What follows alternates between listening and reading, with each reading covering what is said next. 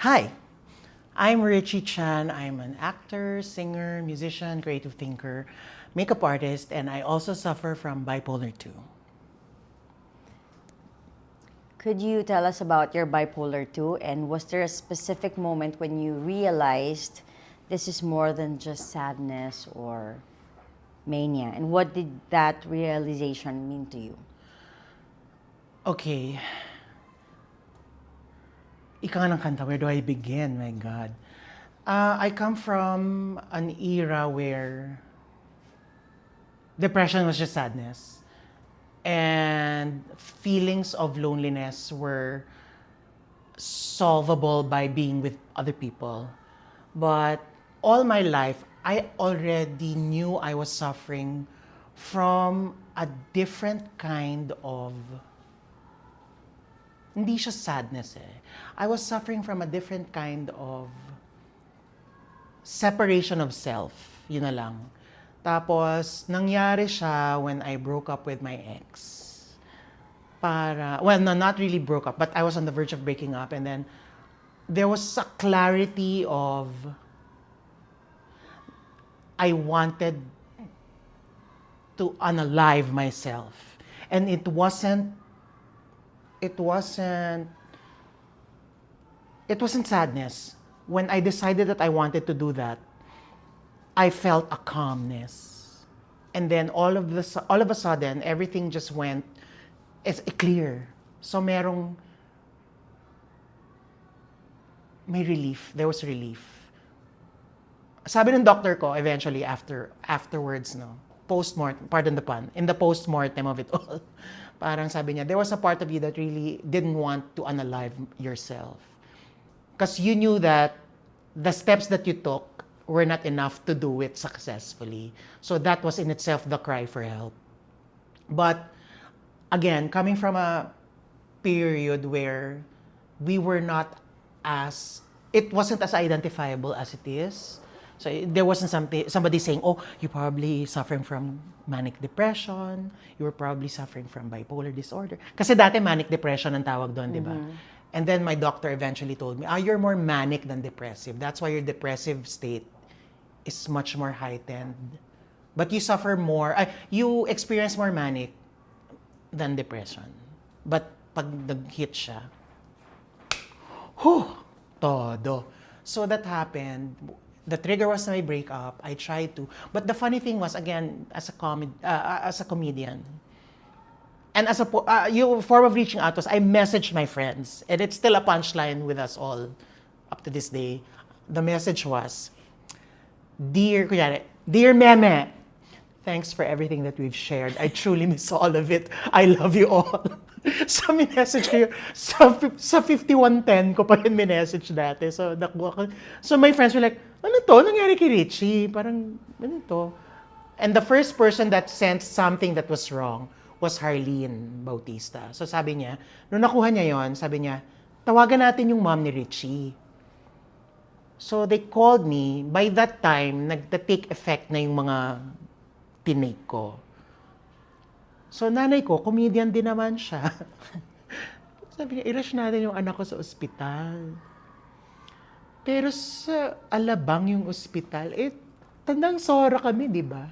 Kasi nandun daw yung doctor. So, yung ganong sitcom pa rin siya. Nabuti na lang din kasi, you know, everything worked out the way that it should work out. And I'm very thankful that the transition into the 2000s, in the early 2000s, where mental health is more, not just accepted, but there's more support system, that we were able to identify it clinically, like science. Like, nobody was saying to me, baka ganito ka, or hang out na lang with friends, or uminom ka ng maraming juice. Alam mo yung ganon, yung things like that. Kasi parang, as a person, ako kasi, as a nerd, I like science. I love proving things. I don't like quack solutions to serious medical issues. So buti na lang, I was also part of that transition into the 2000s where it was clinical. It wasn't may problema ka, wala ka lang kaibigan, or kumain ka ng asukal, yung ganon. Di ba may mga ganon dati? So So, yun yung coping mechanism ko dyan sa akin before. How did your experience with bipolar 2 or depression shape you as an artist and as a person? I don't want to justify it because historically, ayan na naman tayo sa history, di ba? So, I don't want to justify it kasi historically, if you look at artists, some of the prominent ones, if you look at them, meron yun eh. You're sharing something that you have and that they have eh. Perfect example, Van Gogh, di ba? Picasso also had a streak of, Klimt also, yung mga ganyan eh. I'd like to include myself with that, with that group ni barkada na yun. Pero,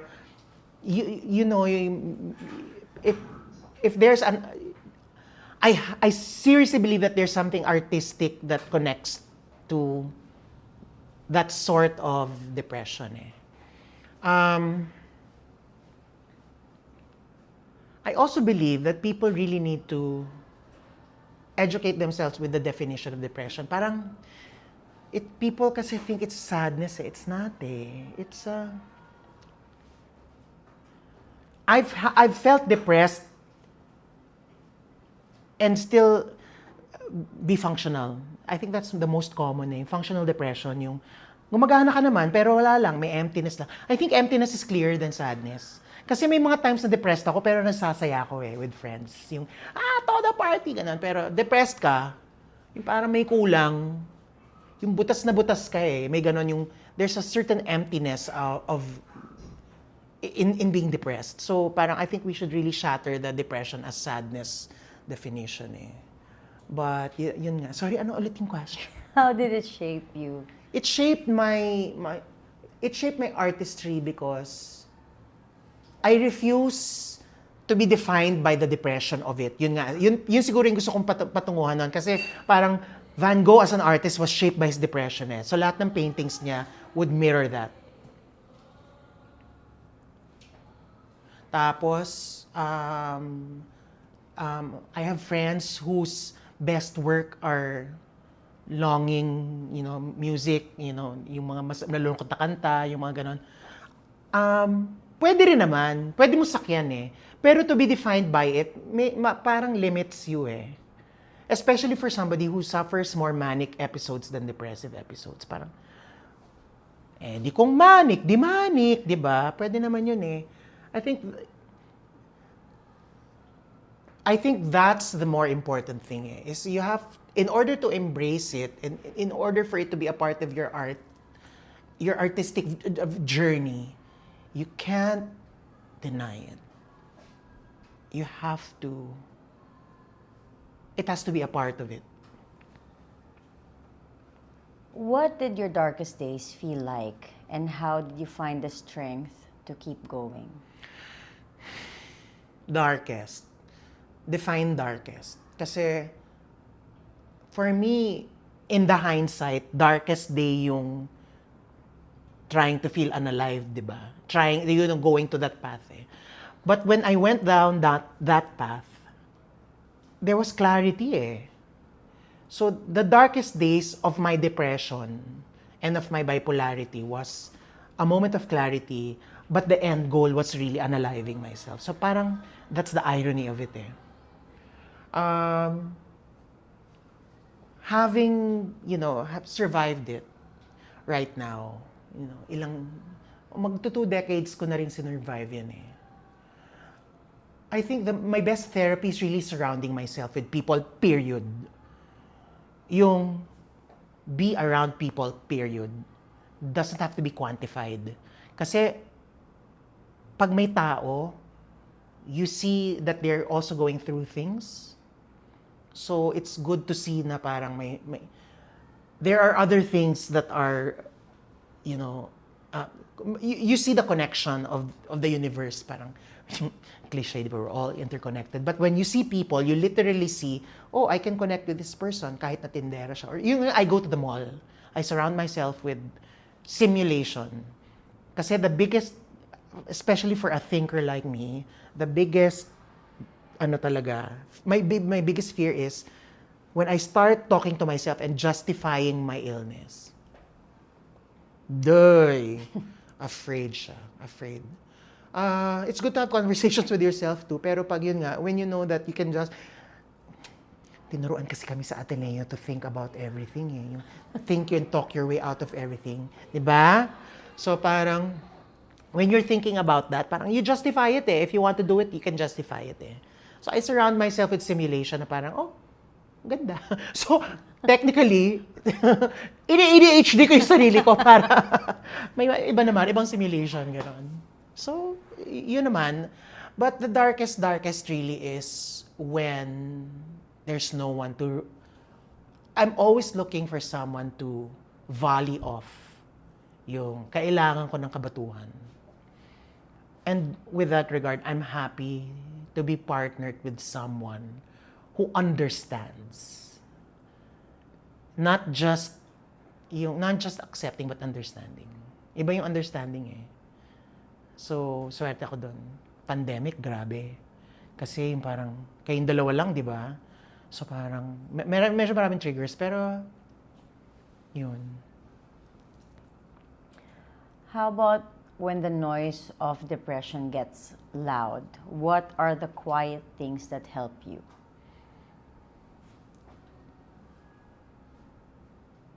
Music.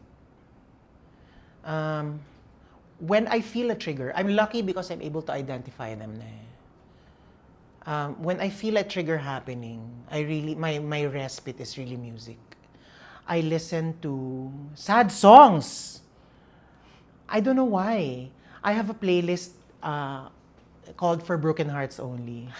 So parang I really listen to this. Kumbaga I allow the emotion. Yun din eh, parang you have to allow the emotion to run its course. And when I say emotion, iba yung emotion doon sa depression ha. They come side by side. Pero yun nga, minsan kasi depression also rides with happiness. Sometimes it rides with sadness. Pero ako, gusto ko na siyang nira-ride sa sadness para pag naiyak ko na siya, kasama na siya doon sa journey. Alam mo yun? So, I go to music. I also go to writing. So, meron akong mga pretentious. Sulat akong poem. Susulat ko ngayon or magsusulat ako ng essay. Tapos, afterwards, pag binasa ko na siya, pag okay na ako, yee! Parang, yeah, ano ba yan? Arte. Ganon siya. Pero, I do art. Art supports me. As a public figure, did Wow. you ever feel pressure to hide your struggles with depression? And how did you or do you navigate with that? Yes. Next question. No. As a public figure, oo, very conscious. But I think what helped me cope with it is age. Yung alam mo na eh, yung what helps is always taking a step back. Parang in 2025, we're always moving forward. It helps to just stop, take 1 or 2 steps back, especially digitally. Yung, ay, nagalit ako, na-trigger ako. Post status ba? Teka, wait ako 1 minute. Tapos, okay na, hindi pala yung ganon. Always take a step back. Kasi karamihan ng triggers ko is really societal triggers of my personal depression. Yung, because I also suffer from OCD. So if something is not done a specific way, usually natitrigger ako doon. So, for example, maling order, ganyan, kunyari, maling order sa restaurant. Na alam mo namang pinaulit-ulit mo dun sa girl, tas nilatag niya mali.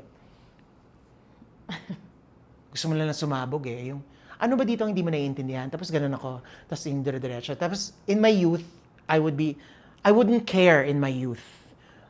Diretso. I don't care if I was public figure. I didn't care if I was coming out. Yung, may mga mataturn off the tao.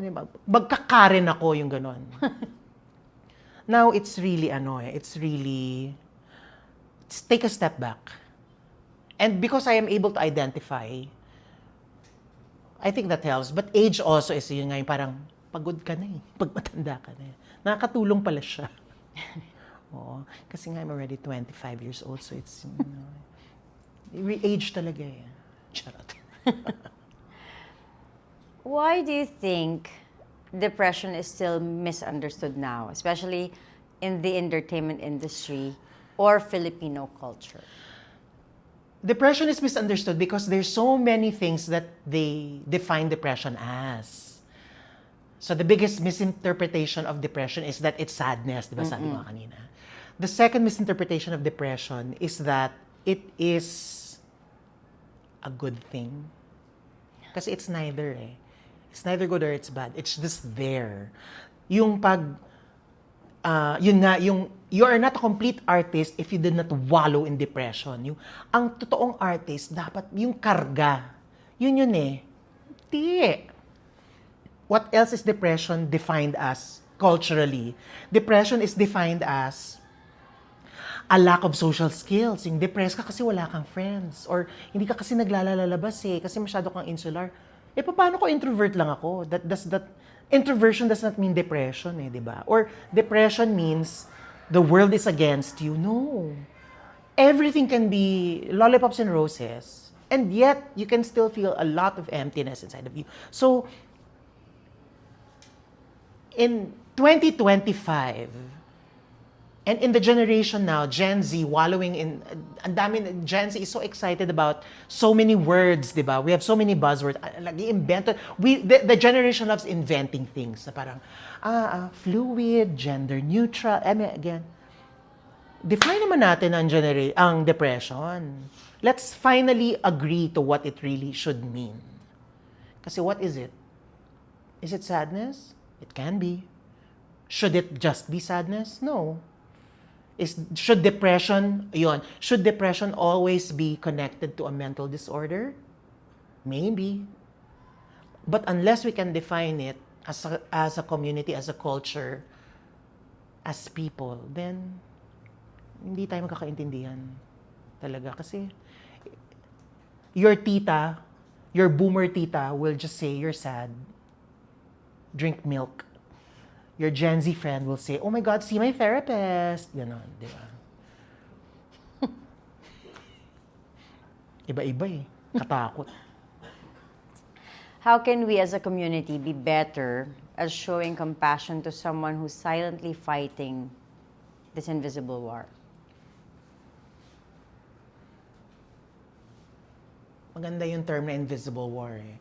Kasi, and I love words. I love that it's invisible. So from the term invisible, you should be also conscious about not seeing what you're fighting. So if you can't see what you're fighting, you really have to tread so carefully, especially with people that you don't know. Well, with people you know also, but kung hindi mo kilala, di ba? Or you don't have a deeper understanding of. Like, say in an office setup, feeling mo may pinagdadaanan yung office mate mo, pero hindi naman kayo close. Hindi mo naman pwedeng sabihin, oy, patingin ka sa doktor, may something wrong with you. At the same time, when you're dealing with a friend who you think might have, you can't be as chill naman na, mare, parang bipolar ka, patingin ka na gano'n. Sensitivities talaga. And the answer to that in one word is simple. It's just empathy. Diba? You just really have to be empathic. You really just have to read the room. Sometimes nagwo-work yung, bakla, patingin ka na sa therapist. Tulungan kita. As opposed to, I think I just need to hold your hand because you're going through something. Diba? May mga ganun. Minsan ganun nga lang yun eh. Connection. Diba? Connection or you wanna talk? Simple lang, diba? You wanna talk. But I think more than anything, empathy. Empathy teaches you how to read the room, and when you can read the room, then you know the correct approach. So with you, having said that, no, did you experience like the lack of that? Yeah. How did you cope with that? And I have a very close, I call him my best friend. I ended the 2-decade relationship simply because my so-called best friend couldn't understand my situation as somebody suffering from bipolar 2. Ang sa akin kasi, I can't call you a best friend if you fail to acknowledge that you might have to bring me to a certain place sometime. And most especially, you cannot accuse me of yung parang you can't accuse me nonchalantly na parang, ano ba, umayos ka nga? Yung ganon, when you're suffering. And when I've verbalized it with you na. Kasi I'm quite lucky with my condition that there are physical tells. Eh. Like I can feel the energy in my hands, I can feel pag may nangyayari, yung ganon. So, when that happens, and I say, I think I'm suffering from an episode, if you claim to be my best friend, kailangan handa ka na. Yun ang requirement ko for that's not my requirement for everyone. But if you claim to be my best friend, handa ka. Kung hindi na kita i-burden. Hindi ko na rin i-burden yung titulo ng best friend sa'yo. Bye-bye. Ganon. So, yun eh. What have you learned about yourself through your battle with mental health? I'm strong. And not strong in the sense of strong, di ba? Yung strength can come with time eh. Yung I need time to handle this. So I will give it the time to handle this. And then I can say, oh, I'm strong pala. I can afford that time. I'm also strong in the sense na I don't burden people with my condition. I think yun yung pinakamahirap for me eh, yung lalo sa asawa ko with my partner na parang yung I'm suffering an episode but I know you're doing something. I just want you to know I'm going through this. I might need alone time pero mamaya kailangan kita kausapin. Win-warningan lang kita. And then strength yun eh. To be insular, to listen to your demons, and then to tell your demons, exit frame muna kayo, ganun. And then, so, strength yun eh. Kasi siguro it's the strength in the knowledge in the empowerment. Kasi some people, when they know, parang, ay, ako na-give up na lang ako. Hindi ko na kaya.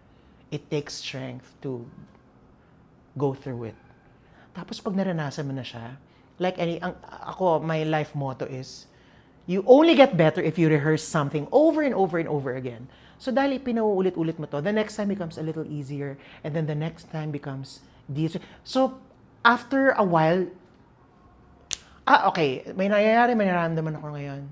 Alam mo na yung but everything becomes easier kasi na-rehearse mo na yun, di ba? Or alam mo na kung ano yung mga kilos at galaw, gano'n.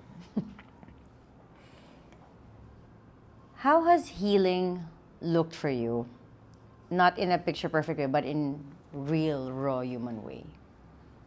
Healing is knowledge. Healing is understanding and healing is acceptance. So knowledge, personal. I know my problem. So I'm healed because I know the steps. And then acceptance, when you find your tribe and they accept you, immediate tribe to ha, yung parang community. They don't necessarily, there's no burden of help or of actual being there, but when you find a tribe that accepts you and that knows you, sarap nun. And then understanding, finding your people, yun talagang you. Usually less than 10 lang yan eh, di ba? Yun, once you find those 3, goods ka na, girl. Kaya na yun. Ano siya eh, healing is never a lonely thing. Even in science. 'Di ba parang there's a saying, physician heal thyself, which is actually ironic, 'di ba? Parang doktor ka pero kailangan mo ng ibang doktor to heal you, 'di ba? That doesn't happen in a vacuum. You can't do it, no one is an island in healing. Healing is a community thing. The ills of our community can only be healed in the community. The ills of society, the ills of science can only be healed when there is a group of doctors healing the patient. Hindi pwede yung you are your own self-albularyo or self-doctor, di ba? Hindi. It's the same with mental health. Healing can only come if you surround yourself in my opinion, with the knowledge, with the acceptance and understanding of the community around you and yourself, intra and then extra. What advice would you give sa mga hindi pa nakakaalam ng mental health problem nila? Pag nagsisimula pa lang, and how would you, like, what advice would you give for those who are suffering? The hardest part is knowing that you have a problem eh. Kasi sometimes you wanna help yourself, di ba? Pero, for me kasi it was, kung hindi pa nangyari yon, yung unaliving or the trying to unalive, sabi ko nga, I'm so thankful that I went through that and I survived that because of that, nalaman ko na may problema pala at may gamot pala at meron naman palang solusyon.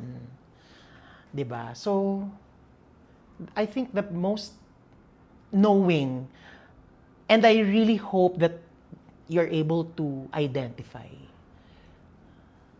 So, yun lang. And then, find one person that will understand you. One. If you get two, fine. If you get three, bongga.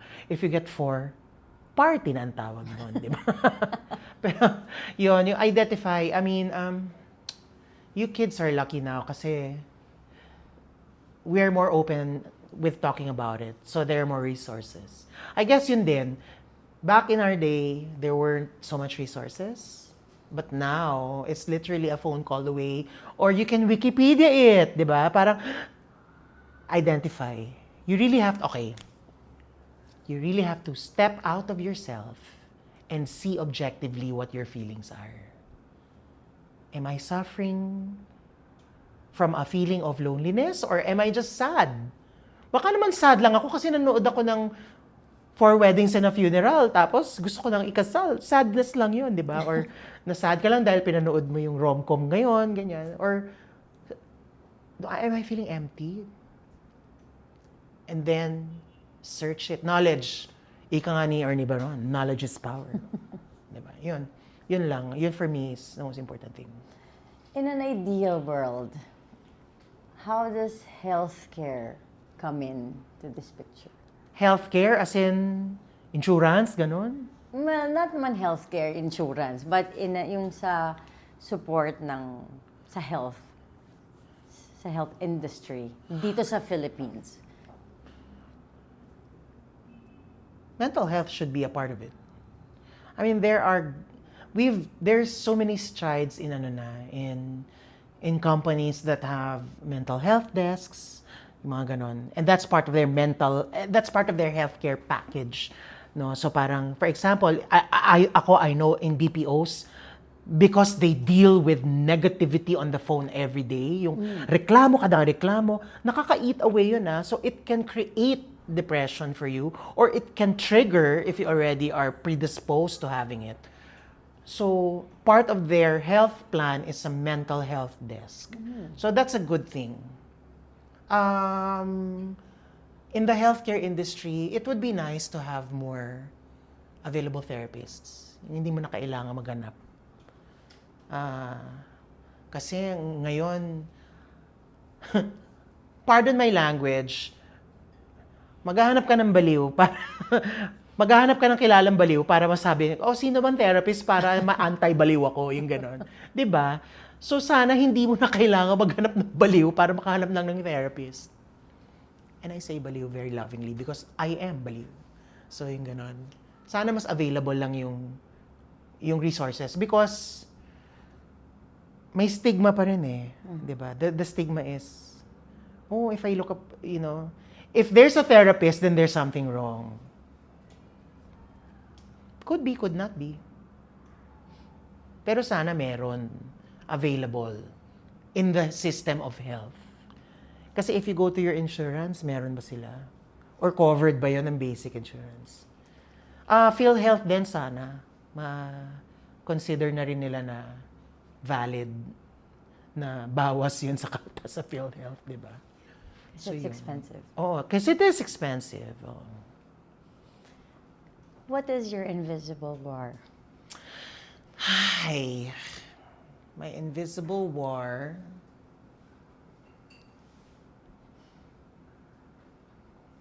My invisible war is trying to justify that what I am doing is worth it.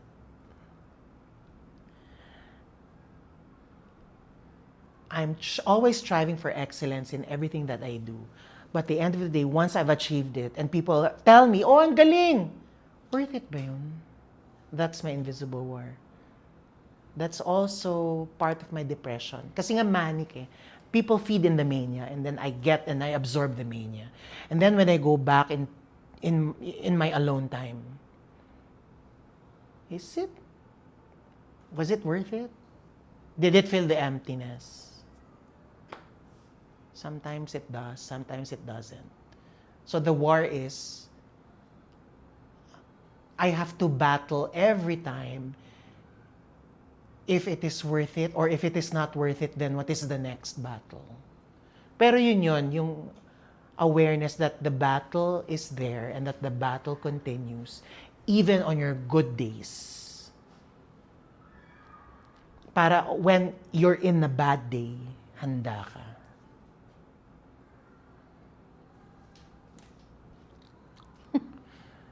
Yoko.